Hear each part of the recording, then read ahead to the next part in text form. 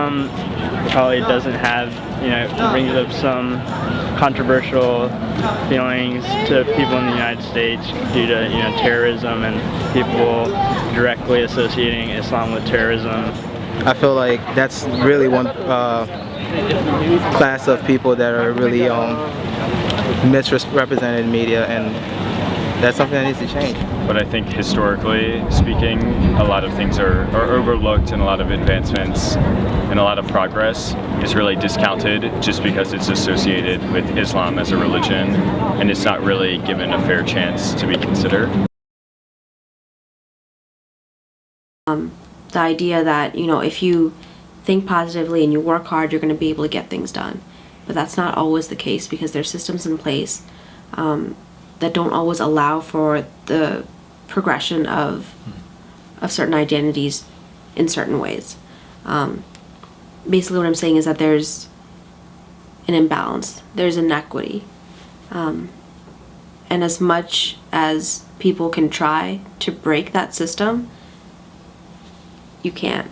All you can do is work internally with yourself to provide yourself with the best things possible. 10 years, 15 years after 9/11, there's a need to enter back into the center of society and into asserting their place in a campus community.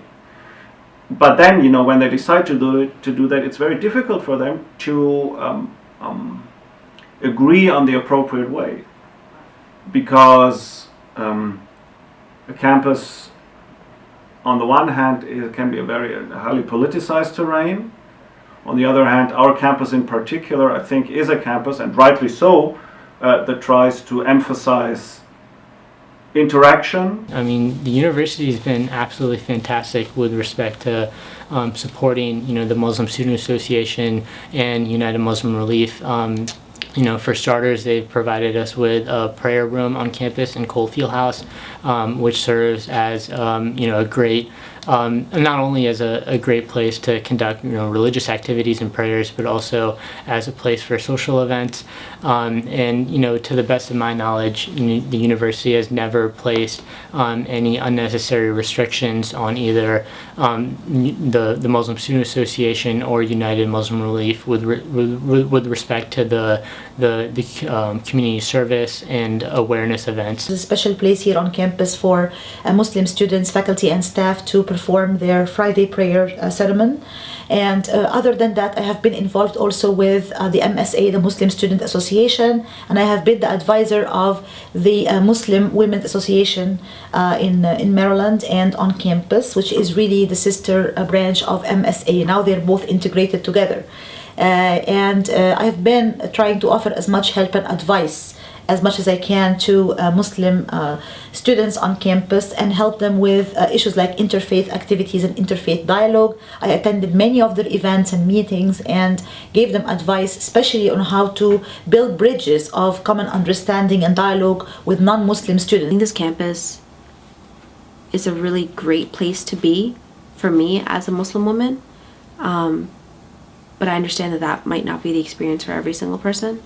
And there's a lot that goes into identity and empowerment that I think affects people's experiences. So for me, this has been a great place to be. Almost every activity and extracurricular that I've been a part of on campus has helped me to integrate the two. A great example would be one of my roommates freshman year. He was a devout Christian. So when I would wake up for the first prayer of the day at sunrise, he would also wake up and read the Bible for about an hour each morning before classes started. So we regularly discussed each of our faiths, our similarities and our differences, and that has been extended to the two living learning programs I've been a part of, and almost every extracurricular as well. Attitude is the biggest thing, and that's the advice that I would give, to always have a positive attitude, even knowing that things won't always go your way, and things may very well be worse off in some ways because of the negative stereotypes of Muslims in the media. And it's just the way things are.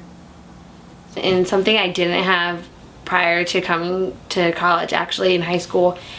Being a Muslim was kind of like outlandish. It was also like the standout. I wasn't mixed with the rest of the group. So coming to Maryland, it was almost a culture shock for me. I had gone to a school where I was the only Muslim person. So coming to an institution where there are so many more Muslims, and then not only that, so many people from Pakistan, which is my ethnic background, and things of that nature. It was really eye-opening for me because I haven't ever been around so many people of the same culture, religious background as me, and it was a little bit more comfortable for me to go to class, and like if I felt like practicing a hijab or practicing my faith or speaking openly about my faith, something that I hadn't really done before, because no one really had the same opinion previously. Now having people who were on almost the same page as me and understood kind of where I was coming from, I think the University of Maryland as an institution has done like an amazing job. We have such a diverse campus, so that's been a really big deal for me. I think I felt more welcome